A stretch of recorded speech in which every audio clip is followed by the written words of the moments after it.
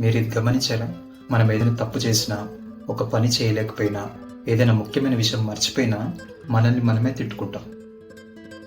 మన లోపల ఒక వాయిస్ వస్తుంది, నువ్వు తెలివి తక్కువడివి, నేను ఆల్రెడీ చెప్పని చేయొద్దని, నువ్వు ఒక మూర్ఖుడివి, నీకు ఒక్క పని సరిగ్గా చేయడం రాదు అని.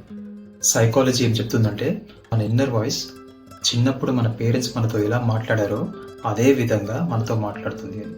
అది మన కష్టకాలంలో మనకు సపోర్ట్ ఇవ్వకపోగా అది మనని ఇంకా బాధపెడుతుంది. చాలామంది యాంగ్జైటీ, డిప్రెషన్, సెల్ఫ్ డౌట్, ఇంకా షేమ్ ఫీల్ అవ్వడానికి ఇదే ప్రధాన కారణమని గుర్తించారు.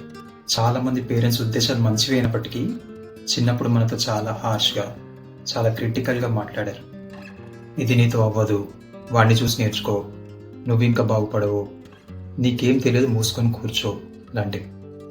వాటిని మన మైండ్ ఇంటర్నలైజ్ చేసుకొని మనం ఫెయిల్ అయిన ప్రతిసారి రీప్లే చేస్తుంది. కానీ గుడ్ న్యూస్ ఏంటంటే, మనం ఈ వాయిస్ని పాజిటివ్గా మార్చుకోవచ్చు. ఆ వాయిస్ వచ్చినప్పుడల్లా ఓపికతో, కొంచెం దయతో మీకు మీరు రిమైండ్ చేసుకోవాలి, నువ్వు నేర్చుకుంటున్నావు, నువ్వు ఫెయిల్ కాలేదు అని.